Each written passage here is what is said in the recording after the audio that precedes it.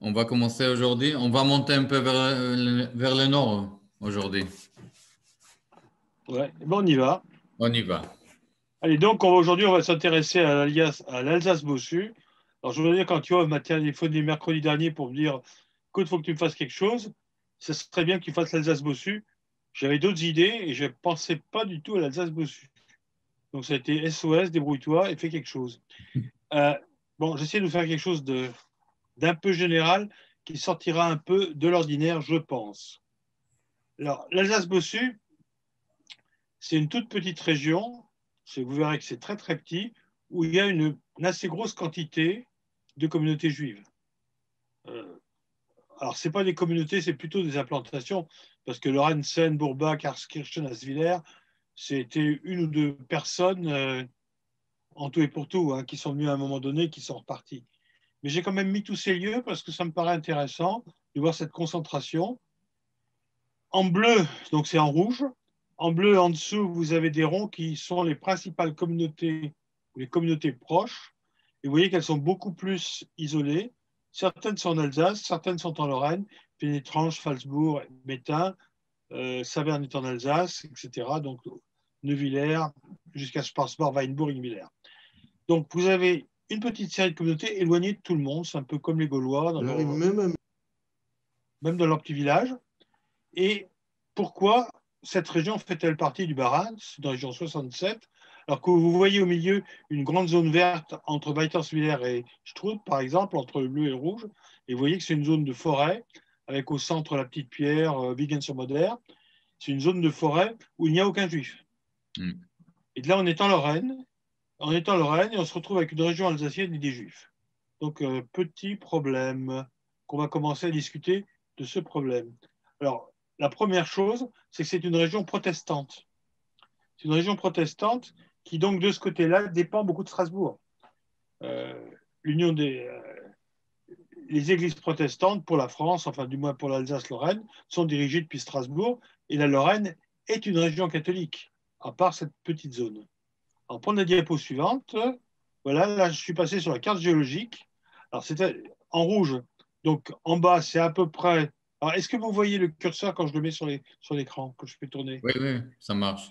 Alors, le curseur, là, il est sur le col de Saverne. Là, il est donc sur la région, on va dire, de sa réunion, donc l'Alsace-Bossu. Donc, il se présente, si on fait la liste, elle se présente à peu près comme ça. C'est-à-dire que on revient en Alsace beaucoup plus tard. Alors, je voulais prendre celui dessus. Voilà, donc, et vous avez T1, T2, T3, donc on est dans le Trias. Quand vous arrivez sur l'Alsace, vous avez une gigantesque ligne de faille, et tout ça, le grès qui se trouve ici, le grès des Vosges, descend d'à peu près 5 km. Et donc, mais ici, vous êtes dans le bassin parisien, vous voyez la série chronologique, T1, base du Trias, Trias un peu plus au-dessus, un peu au-dessus. Là, vous êtes dans le Jurassique, là, on va commencer à trouver des dinosaures. Donc là, on passe chez les dinosaures. Donc vous voyez qu'on suit le temps. Donc les Vosges gréseuses, c'est déjà le bassin parisien. Parce que vous pensez que c'est les Vosges, ben non, on est à la limite du bassin parisien. Et l'Alsace, bon, ben, c'est un gigantesque bassin. Il faut vraiment qu'on regarde par-dessus les Vosges pour voir le bassin parisien. Alors c'est la même en grossissement. La zone, c'est celle-ci. Je vous ai dit toute petite zone. J'ai englobé l'ensemble des communautés juives, alors à l'exception de Dassviller, enfin, je crois qu'il y a une fois une personne, donc on va quand même pas trop, dans ce petit quadrilatère qui fait 85 km², 10 sur 5. Donc on est Mm. vraiment entre Dillingen et Struth, il doit y avoir 12 km, pareil entre Dillingen et Sarre-Union, il doit y avoir une petite dizaine. Donc on est vraiment dans un coin extrêmement ramassé. Donc je vous ai dit, région protestante, et deuxième chose, région qui dépend de Strasbourg économiquement. Sarrebruck, si on est à peu près équidistant de Sarrebourg, de Metz, Nancy, Sarrebruck et Strasbourg, mais Strasbourg, la région de Strasbourg, toute l'Alsace, manque de nourriture terriblement. Elle manque terriblement de nourriture au XIXe siècle. Elle est importatrice nette, en particulier de viande.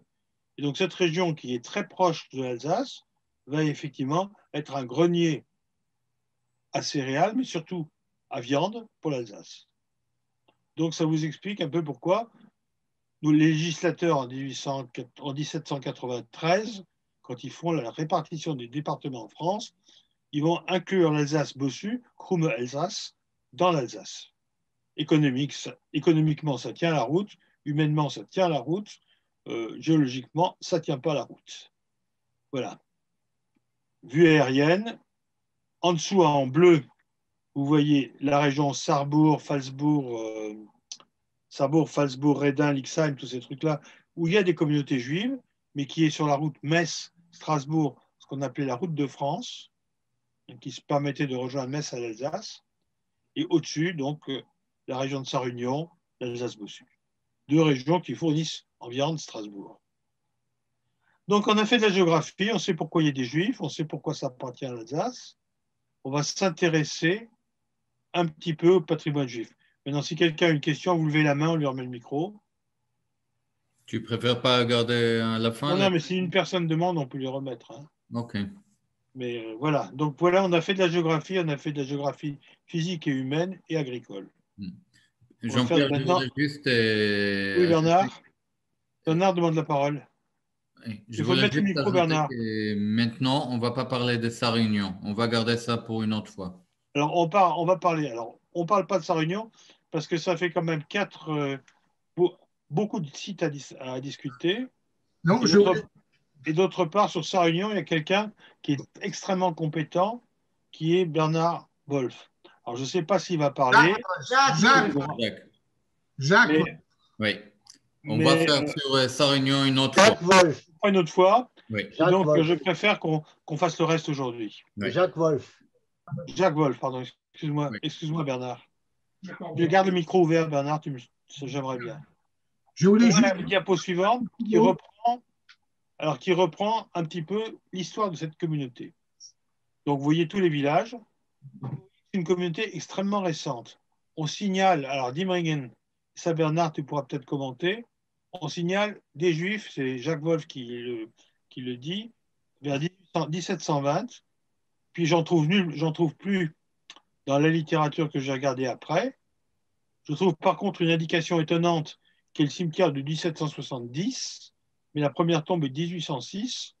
Alors, le 1770, j'ai un peu de mal à le croire, mais bon, c'est Jacques qui l'écrit. Je penserais plutôt 1800. Et on voit Strut. Alors, Strut, effectivement, est la première communauté, et assez longtemps la seule importante de l'Alsace-Bossu. Alors, c'est pourquoi une communauté à Strut, on va y revenir, puisqu'on va parler de Strut en détail. Et ensuite, il y a Sarre-Union, qui n'apparaît qu'au milieu du XVIIIe siècle, et qui ne devient vraiment importante qu'au début du XIXe. Et qui, très vite, alors, va devenir la plus importante communauté de la région. 19e siècle, vous voyez que je ne sais pas pourquoi, il y a 36 familles qui vivent à Svillers vers 1846. Bourbach, il y en a 2 familles en 1860. Elles arrivent, elles repartent. Diemringen, qui est encore relativement petit en 1807, va monter pour atteindre 110 en 1846, une montée relativement lente, mais qui va culminer vers 1882, donc qui devient important, je dirais, au milieu du 19e siècle, dans la deuxième moitié du 19e siècle essentiellement, au début du 20e.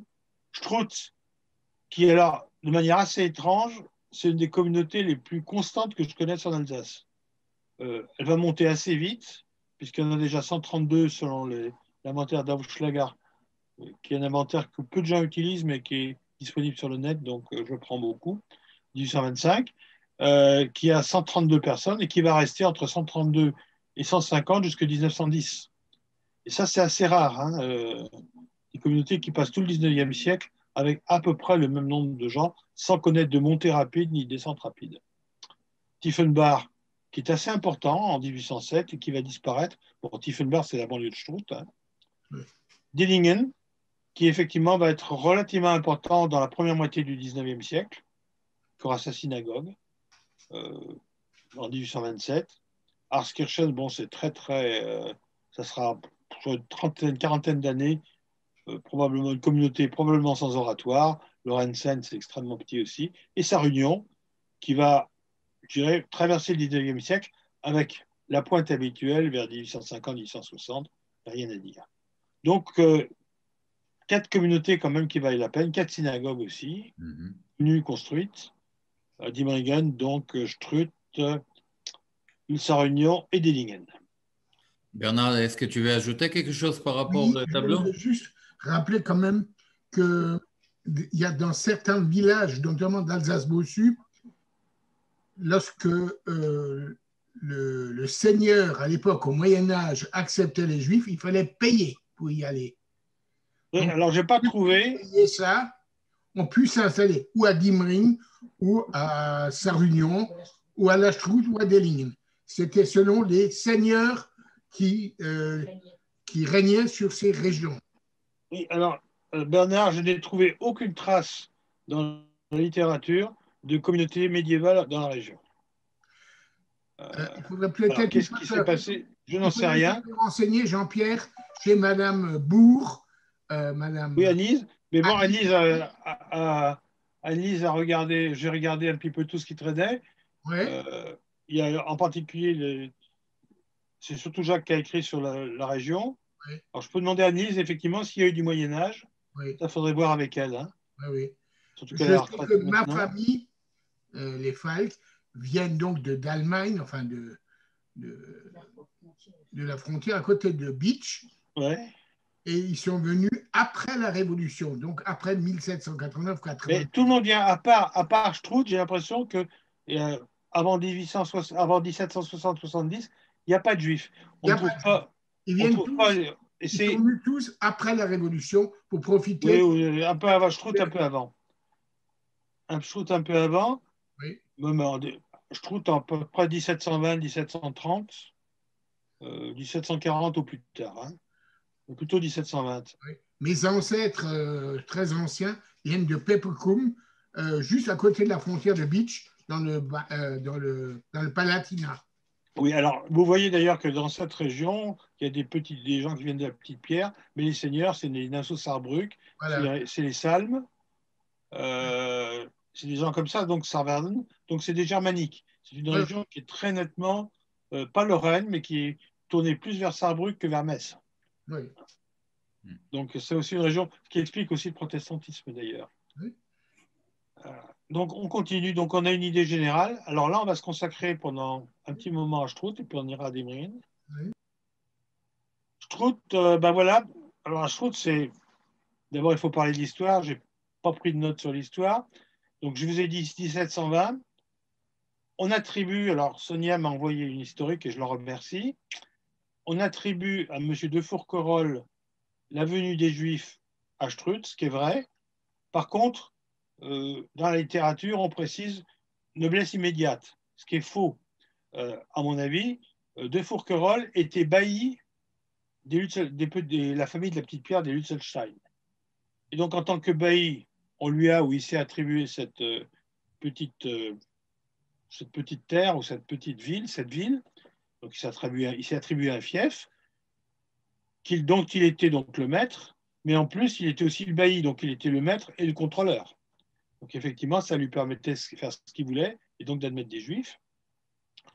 De Fourquerolles parle français, donc c'est un gars assez moderne, et on le retrouve, alors la seule occurrence que j'ai trouvée, Strout, Fourquerolles et Petite Pierre, c'est un bouquin qui a été publié aux États-Unis sur l'intégration à la France, en particulier dans le domaine de la langue.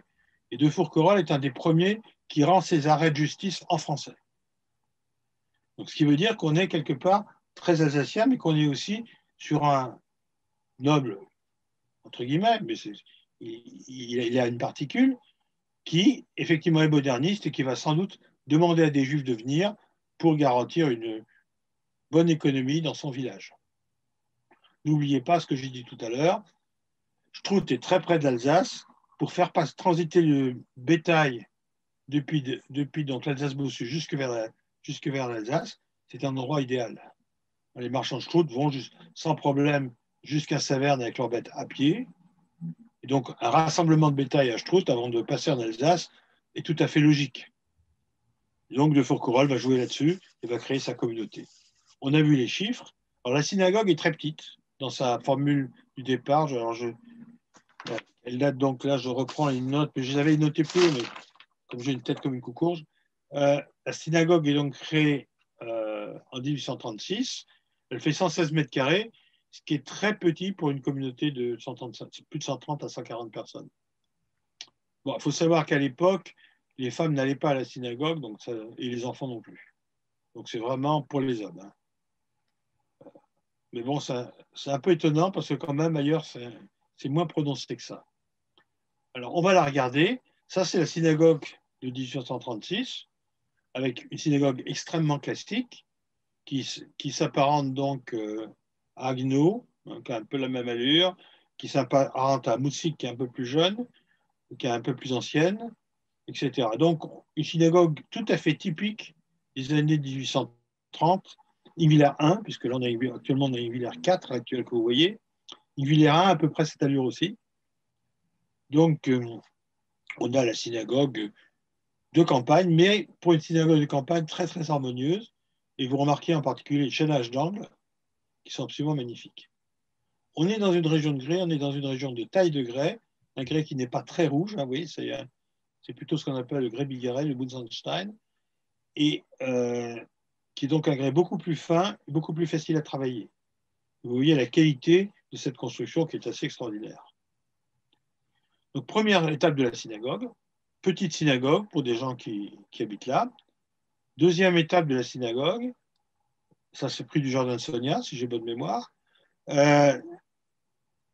Donc, synagogue, auquel on construit, on rajoute un chœur.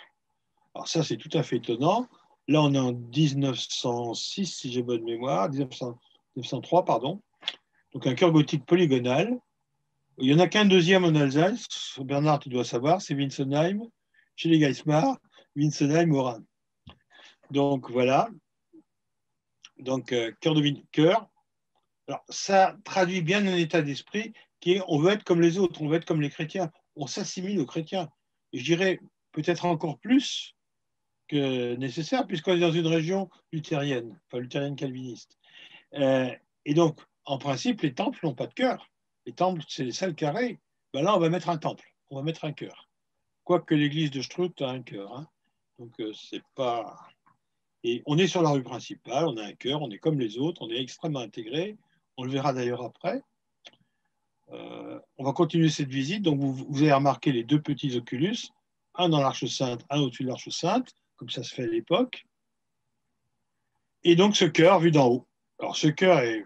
Alors là aussi, je pense, j'ai lu l'article de Sonia, je pense que l'Arche Sainte date de l'époque du chœur, c'était en 1903. Il y a une transformation en 1850 de la synagogue, une restauration, mais je pense que le chœur date, lui, de 1903. Et d'ailleurs, vous verrez qu'il y a un deuxième oculus. Alors, regardez bien l'oculus dessus, parce que celui que j'ai, c'est celui du chœur, et il y en a un deuxième au-dessus. Ils ne sont pas les mêmes. Donc, 1903, probablement, stylistiquement, ça va beaucoup mieux qu'un milieu du 19e. Hein. On est en plein dans le style allemand, germanique. Mais ils vont quand même jusqu'à faire une espèce d'hôtel assez incroyable pour mettre l'Arche Sainte. Enfin, c'est la plus décorée que je connaisse dans toute l'Alsace. Donc, une espèce de... Et deux très belles ménorotes, Hanoukiot d'ailleurs, et un beau banc de circoncision, donc un mobilier extrêmement riche, extrêmement beau. On va le voir d'un peu plus près. Donc là, vous voyez, il y a un gros plan sur le banc de circoncision, alors qui est assez classique, hein, il se rapproche de celui de Bernay. Vous avez le même, alors il est un peu différent, il y en a un deuxième, il y en a un Colmar qui ressemble beaucoup à celui-là. Par contre, celui de Tannes est un peu différent, il fait un peu style Louis XIII. Mais bon, quelque chose qu'on connaît bien en Alsace. Il y en a un au musée alsacien aussi, qui va partir en Allemagne pour une expo. Donc, il y en a quand même un certain nombre. Donc, un très beau banc de circoncision, une belle menorah. Moi, j'aime bien ce style assez simple. Il y en a deux. On verra. Et on continue dans cette visite. Une synagogue qui est très, très bien restaurée, il faut le dire. Ça, c'est l'oculus qui est dans l'Arche Sainte. Ça, c'est le plafond, c'est les suspensions des lustres. Alors, vous voyez là aussi, on a quelque chose d'une extrêmement extrêmement travaillé, extrêmement soigné. Je ne connais pas l'époque, hein, si c'est 1850. C'est à mon avis pas 36, ça c'est sûr. Il y en a énormément. Hein. Vous avez vu qu'il y en a, si on prend la première photo, vous avez vu qu'il y en a beaucoup. Alors ça, c'est la centrale, c'est la plus belle. Hein. Il y a énormément de lustres, parce que dans une synagogue, pour y voir clair, il fallait beaucoup, beaucoup de lustres. Vous savez, on dit souvent, le jeu n'en vaut pas la chandelle. Ça vient des théâtres. Ça vient des théâtres où il fallait énormément de chandelles pour faire une représentation, pour y voir clair. Donc le jeu n'en vaut pas la chandelle. Ça ne vaut pas la peine de jouer, l'éclairage coûte trop cher. Dans la synagogue, c'était pareil. J'ai calculé que pour qu'une synagogue, on y voit un peu clair en hiver, il fallait aux alentours de 200 bougies. C'est pas. Donc on se regroupait autour des quelques bougies je pense, quand il n'y avait pas tout le monde présent.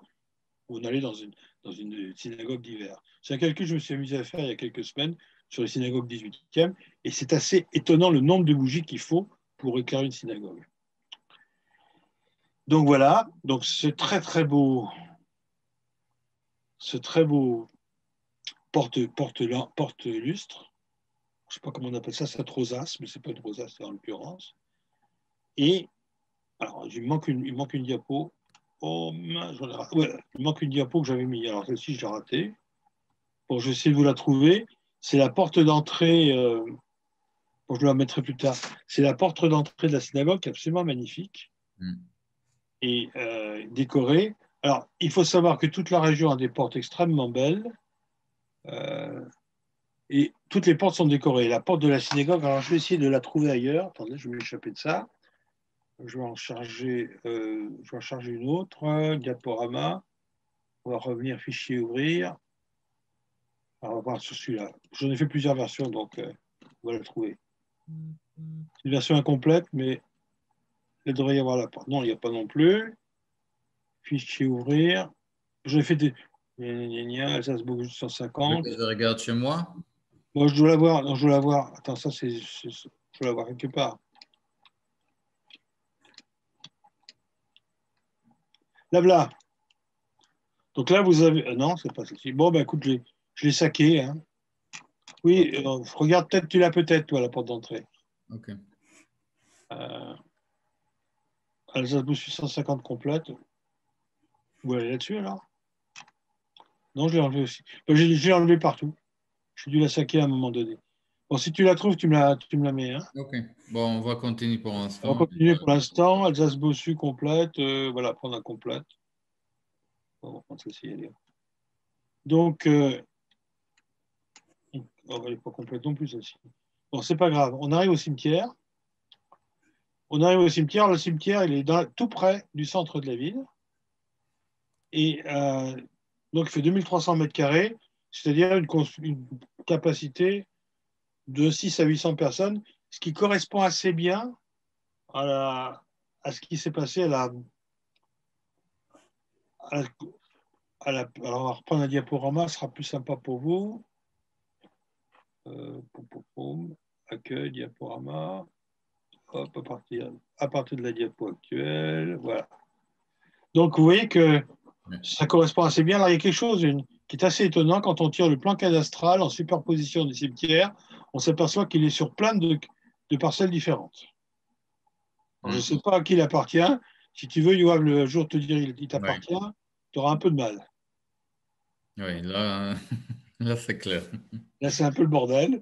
Est-ce qu'il est sur la 37, la 38 ou encore une autre là au-dessus? Bon. Toujours est-il que voilà, il est en pleine forêt. On le voit assez peu, j'ai essayé de le voir en photo aérienne. On ne le voit pas, il y a tellement d'arbres. On distingue à peine une clôture.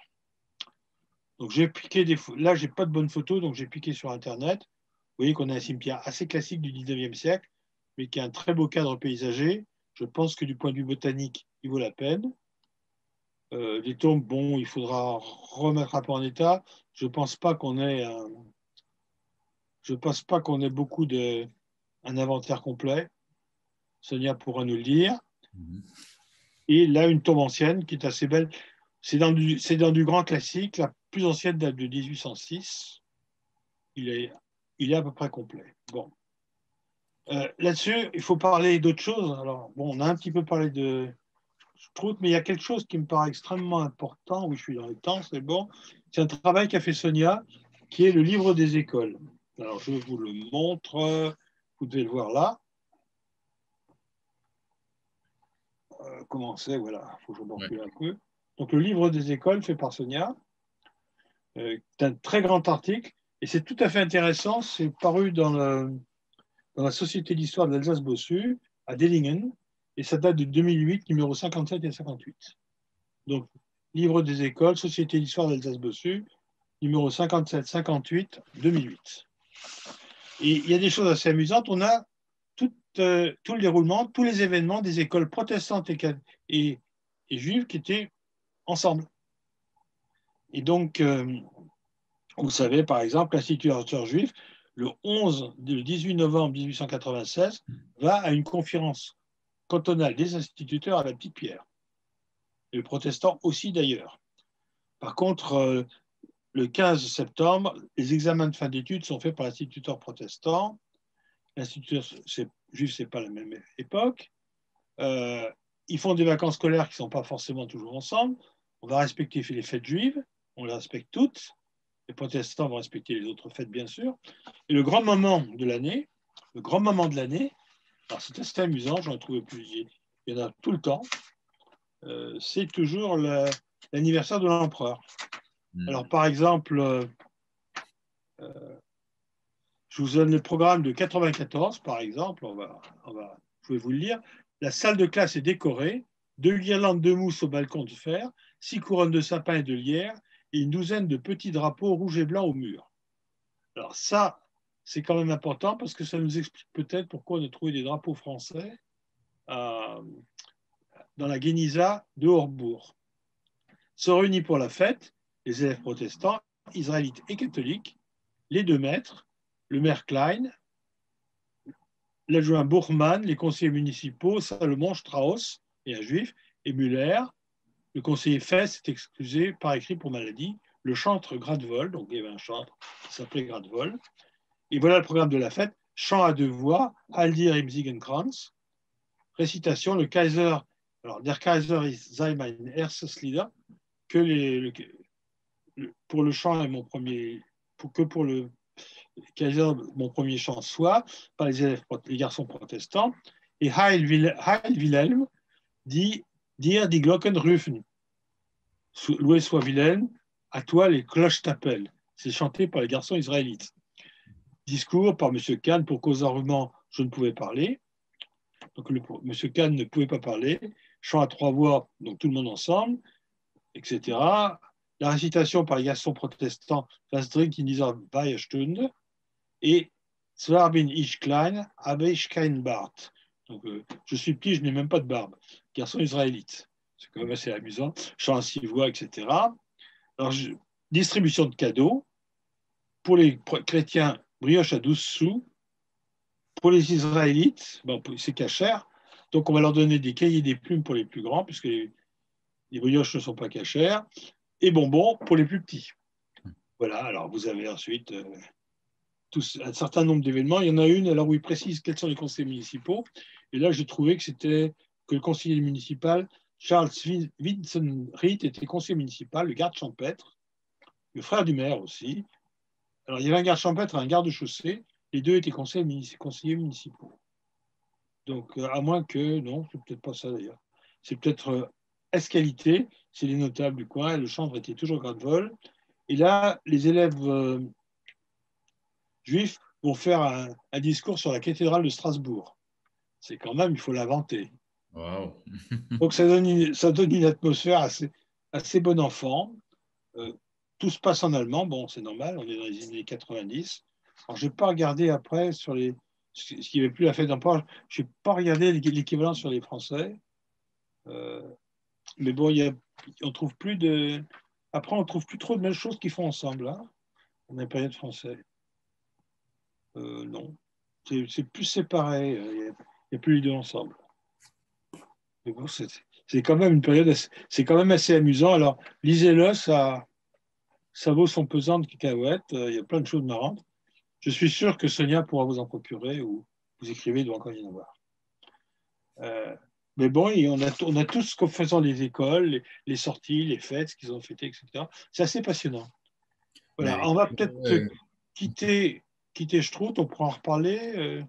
J'aimerais bien laisser la parole un peu à tout le monde. On va passer à Diemringen. Alors, Diemringen, je commence par la taille de la synagogue, qui faisait 169 mètres carrés, pour une communauté qui est finalement plus petite. Donc vous voyez que là, ça va, il y a de la place, il y a les hommes, les femmes, tout va bien. La synagogue est plus tardive, elle date de 1865. Elle est faite par Fürst, qui est un architecte de district architecte officiel, hein, comme partout. C'était généralement l'architecte d'arrondissement qui faisait les synagogues. Et qu'on a signé pas mal. Je ne vais pas chercher, mais il en a fait beaucoup. Donc ça, c'est une très mauvaise photo de la synagogue, je m'excuse, j'en ai des meilleures, mais elle est prise, j'ai trouvé sur Internet, elle est prise par un drone, ce qui permet de la voir du haut en bas, parce que le recul étant faible, on a extrêmement rarement la synagogue avec ses tables de la loi, on a très rarement une vue complète. Donc vous l'avez. Donc synagogue assez classique. Elle est très restaurée en 1906 suite à un incendie, sans qu'on sache très bien ce qui a été donc la partie de la restauration et la partie de l'original. Ça, je suis incapable de vous le dire. Donc un intérieur classique. Je dirais qu'on est un petit peu dans l'idée de Balbronn. oui, c'est ça. Je Une voulais. synagogue extrêmement longue, Mm. très étroite, avec une tribune des femmes au-dessus. Des colonnes, on n'est pas encore dans la colonne suspendue, bien qu'on a encore les poteaux, discrets, mais on les a. Mm. Bon, rien que d'assez classique. Ce qui est très beau, c'est l'Arche Sainte. Là, j'ai une photo un peu plus prise de près. Vous voyez qu'elle est extrêmement travaillée. N'oubliez pas qu'on est toujours dans cette région où on travaille le grès. Un grès qui est blanc, qui est pas rouge du moins. Donc très doux. Alors deux colonnes, généralement il y a une colonne dans les synagogues pour la menorah, ici il y en a deux. Et si vous regardez bien, du côté droit, c'est pas une menorah, c'est pas une ranoukia, c'est une menorah. Bernard, il faudra changer ça. Normalement c'était toujours des ménorotes. Et à droite, vous avez un chandelier d'époque. Donc c'est un peu étonnant. Normalement, il y en a qu'une et il y a une menorah dessus. C'est une caractéristique. Il y a un petit Hanoukia en bas, non? Alors peut-être en bas, il y a une petite, mais ça, c'est pas une ranoukia, c'est une menorah, c'est clair. Bon, je sais pas pourquoi. Il n'y a que 6 branches. Il y a un très très beau poil. Alors ça, le poil, Voilà, c'est ça, je voulais dire, il est magnifique. un poil absolument magnifique. Des synagogues. Ah, Francine, ouais, ça, c'est le téléphone, mais en principe, je n'ai pas pensé à sortir le Je veux produit. signaler une chose, Jean-Pierre. Oui, Bernard.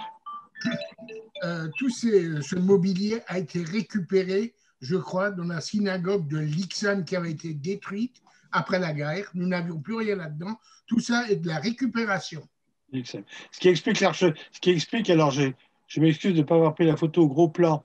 Effectivement, même le parorette est de l'Ixheim, visiblement. Oui.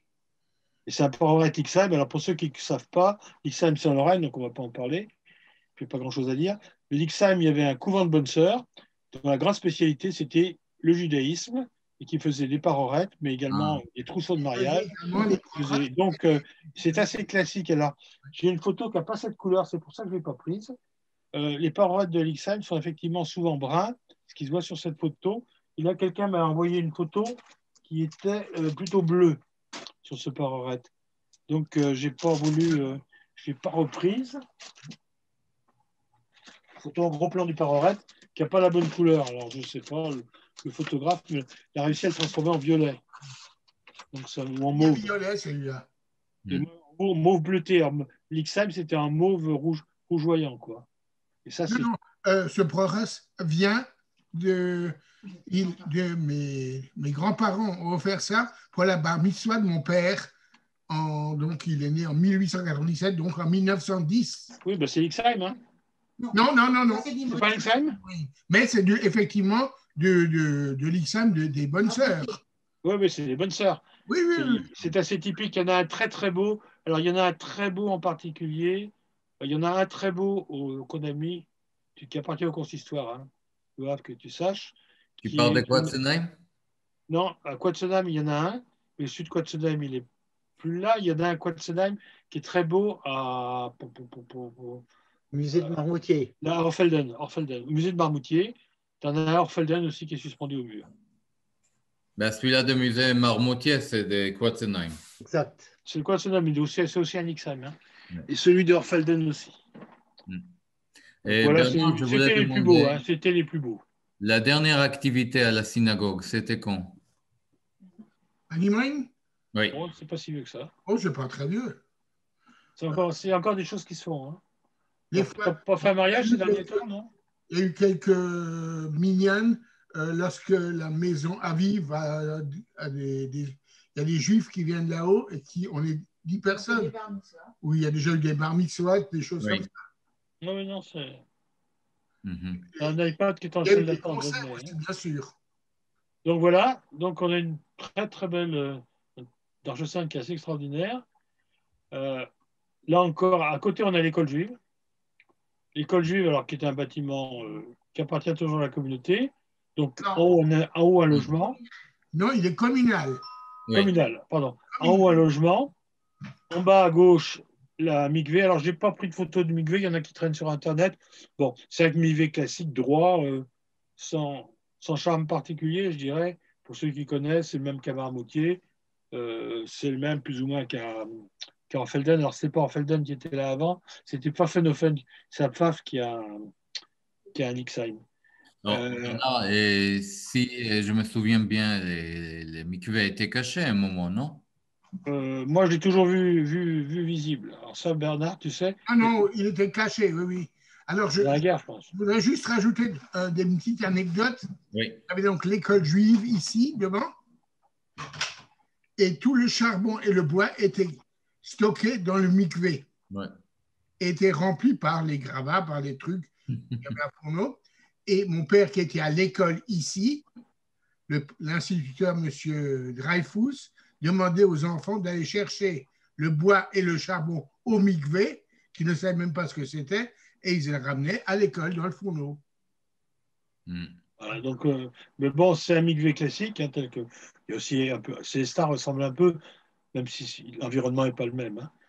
Alors, ce qui m'a beaucoup ému, j'en rêve toujours, c'est ça. Alors, pourquoi oh, je ne sais pas ce que j'ai foutu. J'ai un bordel complet dans mes diapos. Hein. J'ai fait ça en vitesse tout à l'heure parce que j'ai retrouvé des trucs.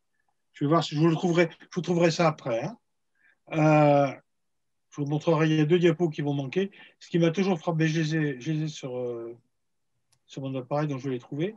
Vous avez cet extraordinaire cimetière, donc, qui est à la sortie de la ville, sur la route qui va vers le nord, donc qui est le long de la rivière. Donc cimetière qui doit dater du début 19e, quelque chose comme ça, Oui. avec une des plus belles, une très très belle tombe. Pour moi, elle est unique en Alsace, Bernard, extrêmement simple. Et je pense qu'il y en avait beaucoup. Mais c'est la dernière, avec ce type d'écriture, avec cette simplicité. Je me demande si c'était d'ailleurs pas un Choret ou un circonciseur, avec cette petite chose carrée. Est assez difficile à déchiffrer, mais dans sa simplicité, c'est une tombe unique en Alsace et que j'aime beaucoup. Ah bon? Allez. Alors Bernard m'avait raconté, alors j'ai dû lui demander un jour s'il y avait, mais tu pourras le dire à ma place, s'il y avait une guénissa, il m'a dit non, chez nous on rassemblait tout dans un sac et puis quand il y a quelqu'un qui mourait, on jetait le sac sur le cercueil. Et c'était comme ça que fonctionnait la guénissa. Absolument. Donc on ne trouvera pas de guénissa Non. à Dievringen. Une autre photo, donc une très belle croix de Lorraine. J'ai des photos du cimetière plus nombreuses, mais encore une fois, elles sont en diapo, je ne les ai pas. Donc voilà. Donc vous voyez un petit peu, je dirais que c'est des souvenirs assez attachants. Et je vais chercher les 2 qui me manquent. Ça, c'est un Lévi, bien sûr, avec la cruche. C'est un Lévi, hein, avec son cannelle. Mais bon, la cruche, qui est assez marrante comme cruche. Ils ont toujours des formes, une inventivité dans la forme de la cruche, qui est assez intéressante. Voilà un petit peu ce qu'on peut dire sur ces 2 communautés.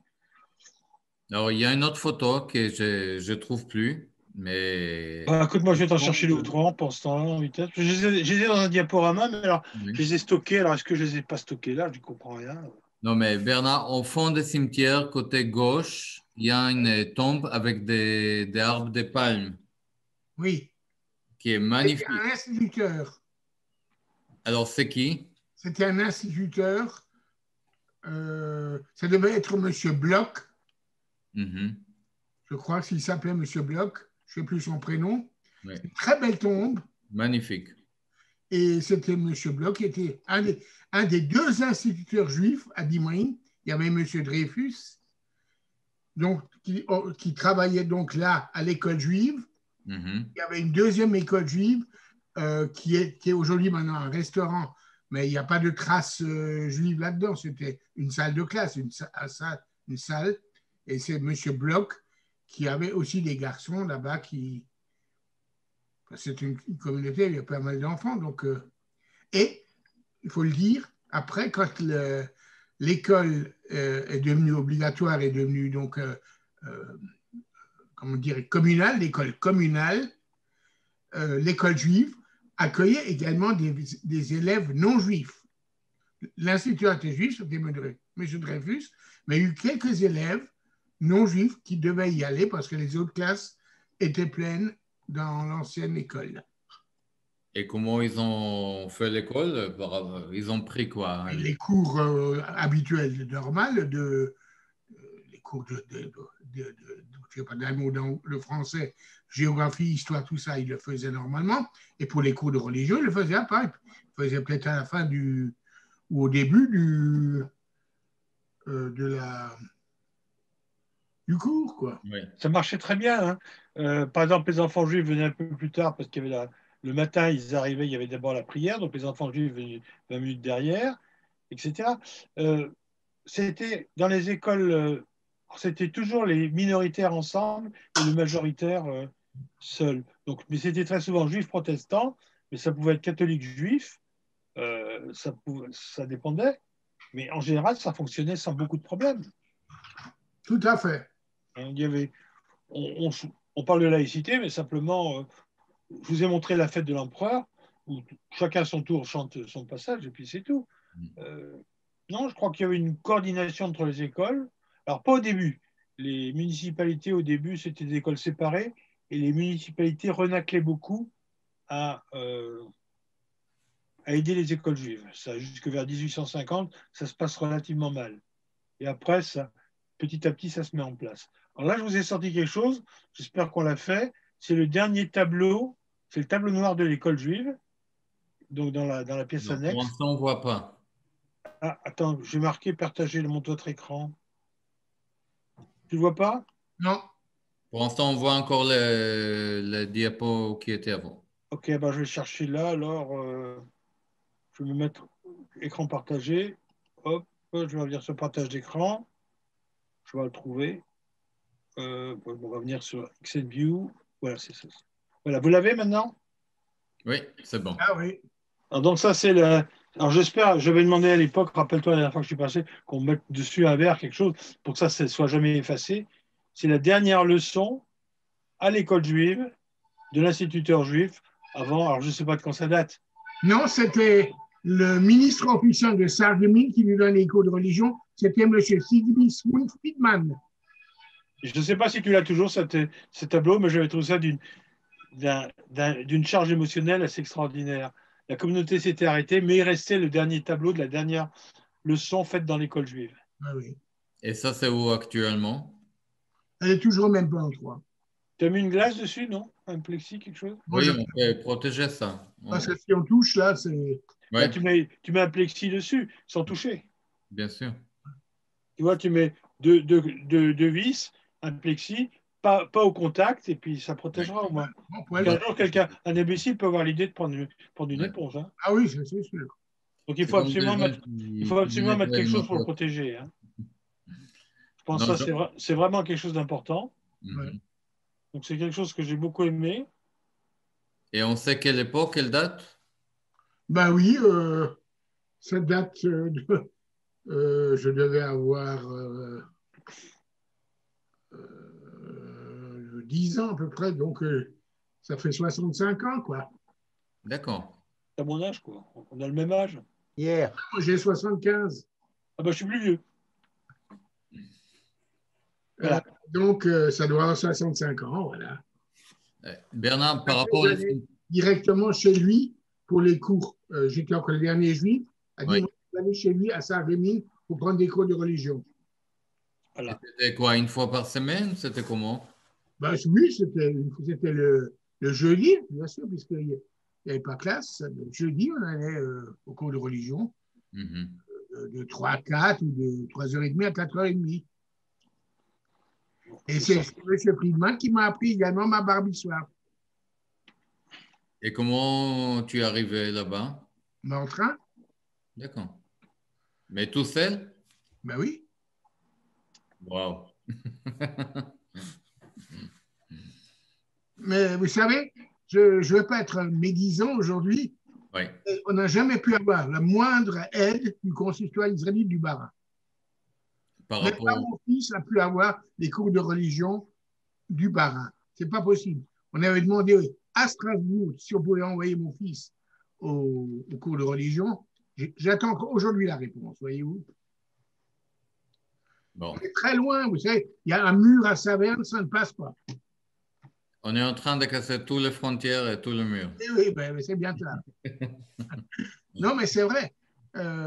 Et après, mon fils est allé d'abord à Sarreguemines également, et après à Sarrebourg.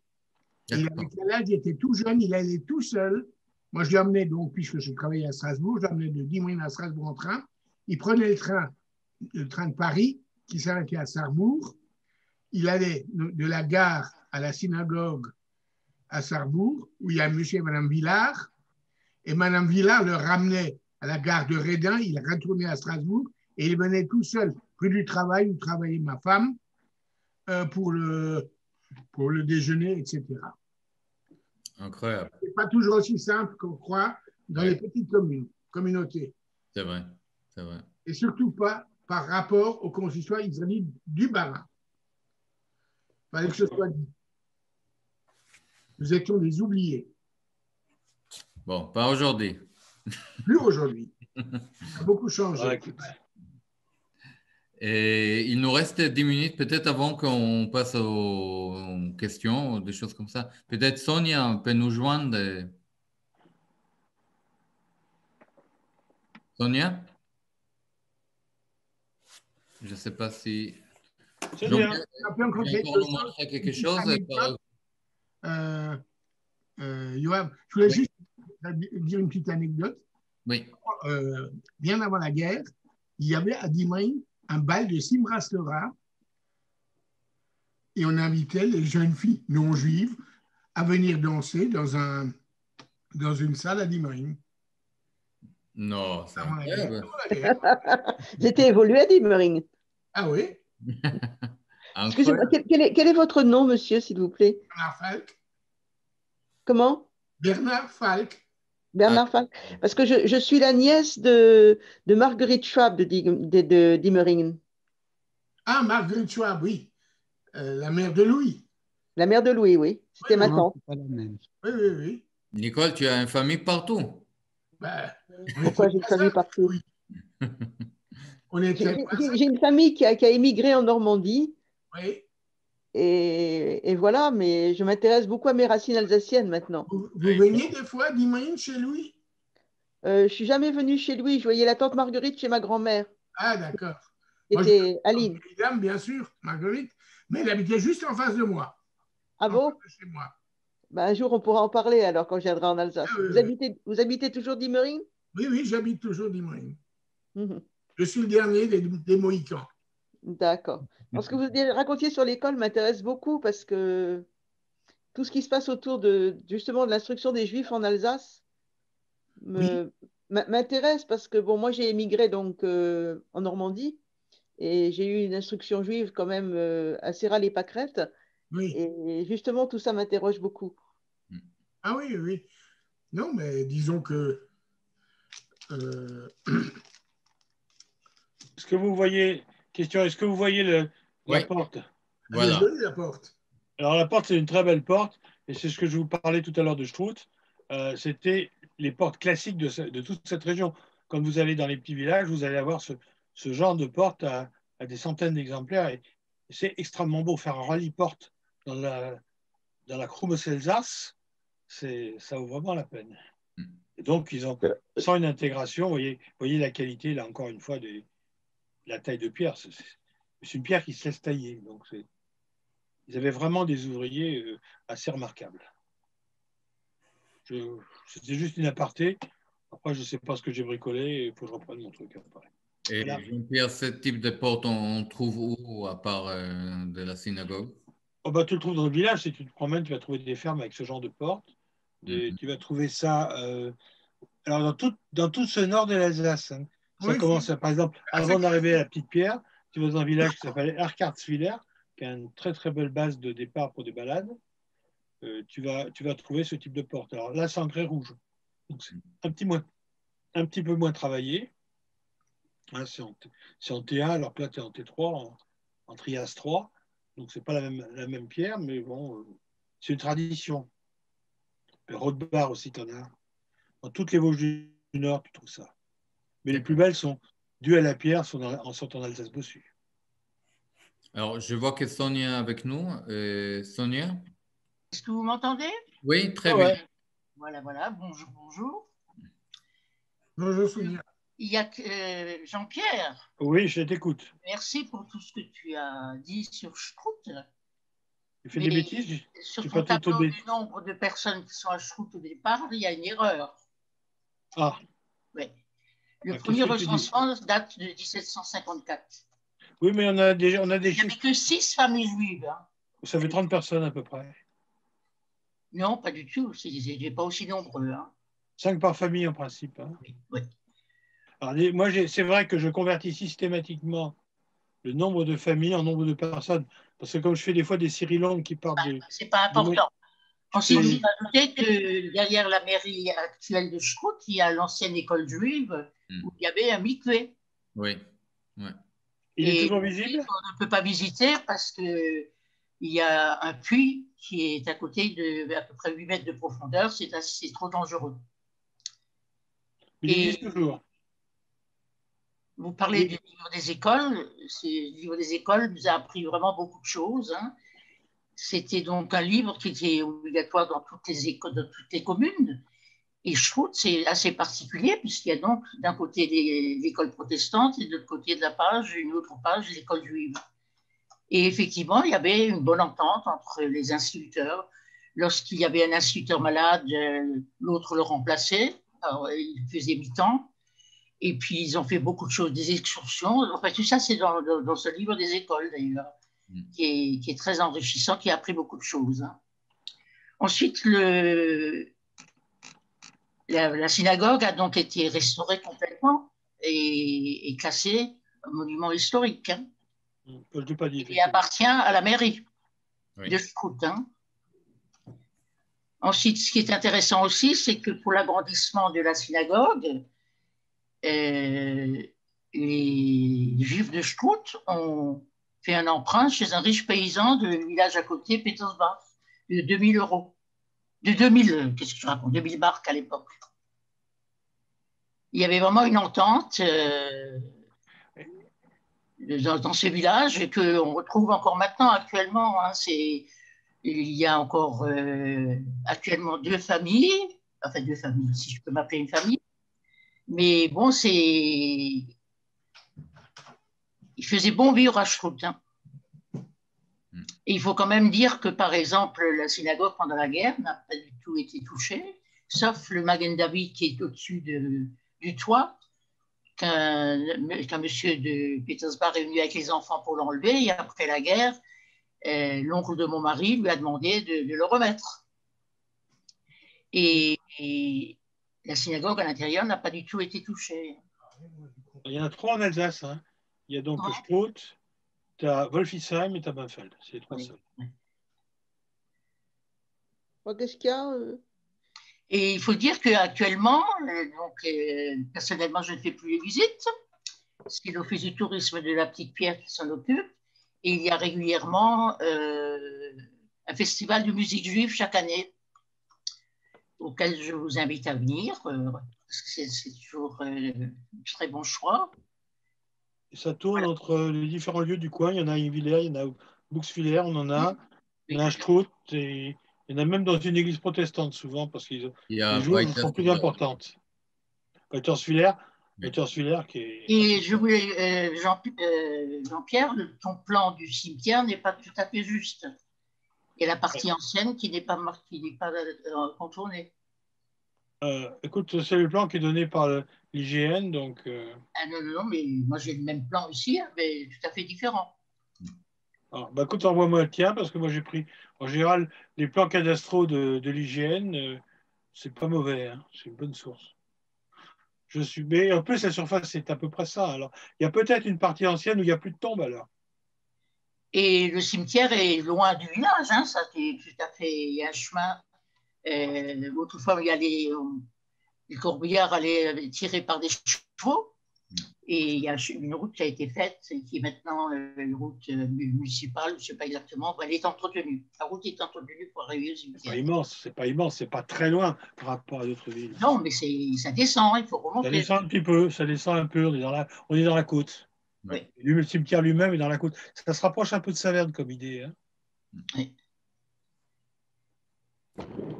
Mais bon, c'est... Et alors, pour revenir, il y a pas mal de juifs de Strout qui sont descendus, parce qu'on descend à Diemering, et qui se sont installés à l'époque. Hein. Bernard doit connaître les noms de toutes les personnes. Bien sûr. Oui, oui. Alors, quels sont devenus les juifs de Tiefenbach? Il y a une question que je voudrais vous poser tous les deux. Tiefenbach, une communauté qui disparaît. Alors, Tiefenbach, il y avait une communauté parce qu'en fin de compte, il y avait de recherche de minerais, il y avait un truc de fabrication de fer.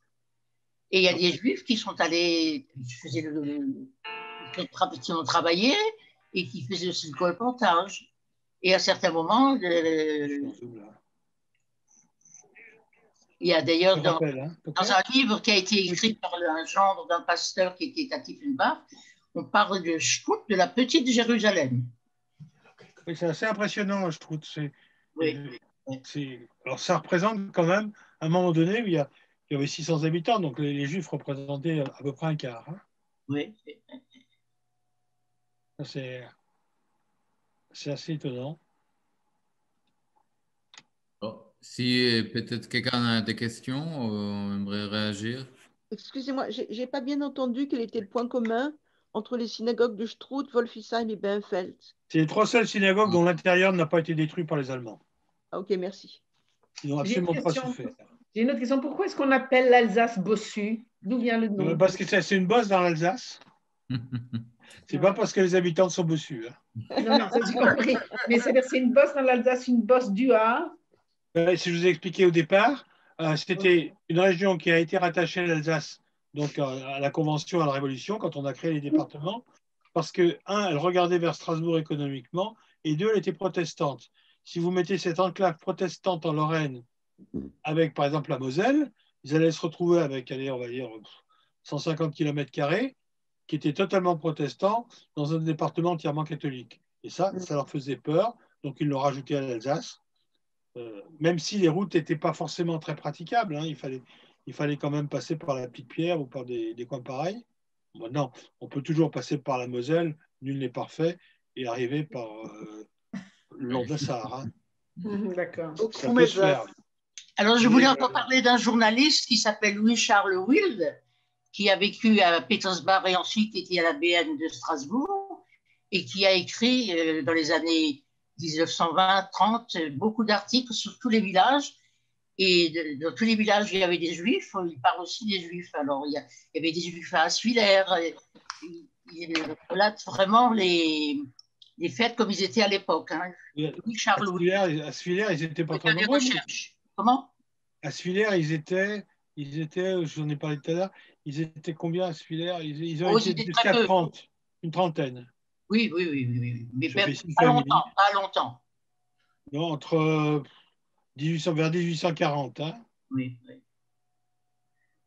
Et Diefenbach, ils arrivent à monter à 90. On n'a plus aucune trace à ma connaissance.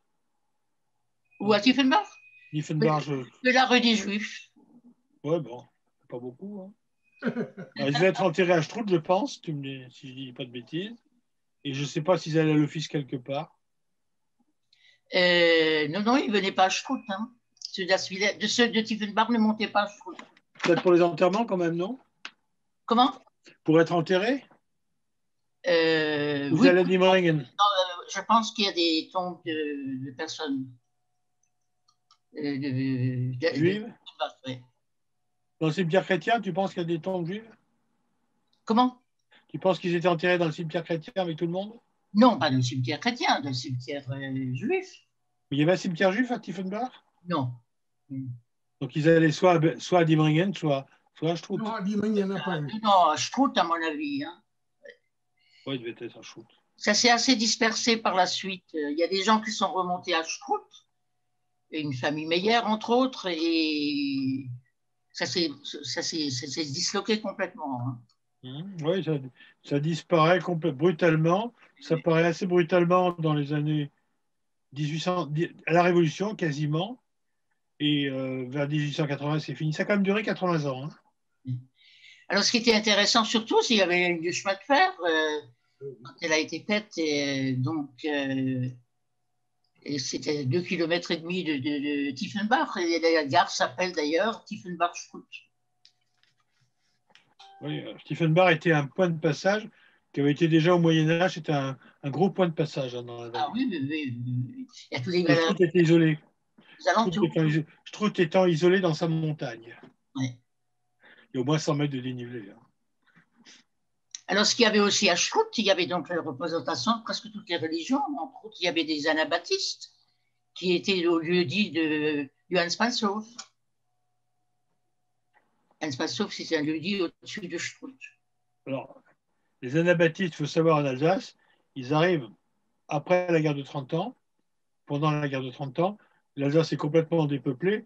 Et là, on va admettre tout le monde, y compris les juifs et les anabaptistes. Ce qui va poser un gros problème à Louis XIV, parce qu'il arrive dans une Alsace, mais bon, il ne peut pas virer la moitié des habitants d'un seul coup. Alors, il va faire contre mauvaise fortune bon cœur. Bon, les anabaptistes ne posaient pas beaucoup de problèmes, parce qu'ils étaient complètement isolés dans des coins derrière Schirmeck. Il y en a dans le Haut-Rhin, un petit peu du côté de la Poutroie. Il y en a pas mal dans la région de Wissembourg aussi. Donc, ils étaient assez dispersés. Ils avaient des très grosses fermes et c'était de remarquables paysans qui défrichaient tout ce qui traînait et qui faisaient des fermes là où personne ne voulait s'installer. Ils s'installaient. C'était extrêmement bon pour le travail agricole. Très courageux, très travailleur. Ceux de Strout étaient berriers ambulants. Ah. Ça, c'est encore une spécialité de la région. Oui, on allait là où il y avait de la forêt, quoi, pour partir Oui, plus loin. Ils achetaient des terrains et puis quand ils avaient fini de brûler le bois, ils partaient ailleurs. Vous savez, une coupe, ça c'était le gros problème de la verrerie, ça ne durait jamais longtemps. C'est pour ça qu'il y a beaucoup de verreries dans les Vosges du Nord. Quand vous allez du côté de Lemberg, dans ces coins-là, il y en a partout, parce qu'il y avait une forêt immense et peu exploitée pour le bois d'œuvre, donc on faisait beaucoup de verre. Il y avait du grès, et le grès, c'est de la silice. Donc, si on a de la silice et du bois, on fait du verre. D'où les cristalleries de Saint-Louis, les cristalleries de Lemberg, etc. Et la Lick aussi. La Lick Ouais. aussi, bien sûr. À Bingen. Bon. Est-ce que quelqu'un veut réagir encore? Vous parlez aussi de Dellingen ou pas? Alors, on a dit qu'on ferait Dellingen et Sarre-Union en même temps. Ah, d'accord. OK. Parce que je trouvais qu'une heure pour faire ce qu'on a fait aujourd'hui, c'était bien. Oui. Oui, c'était Et après, ça fait 1h07 qu'on est au boulot, donc c'est bien. Je peux tout de suite vous inviter la semaine prochaine. On va parler de Haguenau. Ah, Et c'est qui le fait? Avec Jean-Louis Lévy. Ah, Jean-Loup. OK. Oui. Voilà. Avec qui, Johan? Jean-Louis. Lévy. Jean-Louis. Lévy. Lévy. Pas trop du D'accord, cimetière merci beaucoup. jusqu'ici. Voilà. Voilà. On aura beaucoup de choses à parler de Haguenau. Et comme beaucoup de chaque site, on a beaucoup de choses à faire. Mais Haguenau, c'est quand même, à part Strasbourg, le deuxième plus vieux site d'Alsace. Hein. Ouais. Comme c'était le centre du Grand Bailli d'Alsace, c'était là où se décidaient toutes les affaires juives, à part l'évêché, etc. Donc, tout ce qui était de la noblesse immédiate ou des villes immédiates, qui était en général, le Grand Bailly était généralement très très pro-juif. Hein. C'était donc intéressant de voir ce qui s'est Voilà. fait. Alors, Jean-Pierre, merci énormément. Merci beaucoup, pour la Jean-Pierre. présentation. Merci Jean-Pierre, merci Yoav. Merci Bernard et, Merci Bernard, merci Sonia. et à vous tous. Je m'excuse de vous avoir un peu piqué la parole, mais Je Voilà. vous invite à faire un tour dans les Vosges du Nord. je vous emmène quand vous voulez. Je vous avais déjà emmené une ou deux excursions, je vous emmène quand vous voulez. Hein. Oui, D'accord, vous avec pouvez venir, plaisir. vous êtes les bienvenus. Quand on pourra faire plus de Mais t'es bouquets, plus là en général. Sonia, t'es plus souvent là, alors il va falloir que tu me donnes ton calendrier. Mais de toute façon, on peut inviter Christine Wolf qui fait maintenant les visites, qui est très bien. Ouais, mais je peux la faire aussi, hein, sur Google. Voilà. À très bientôt tout le monde. Merci beaucoup tout le Merci. monde, c'était très intéressant.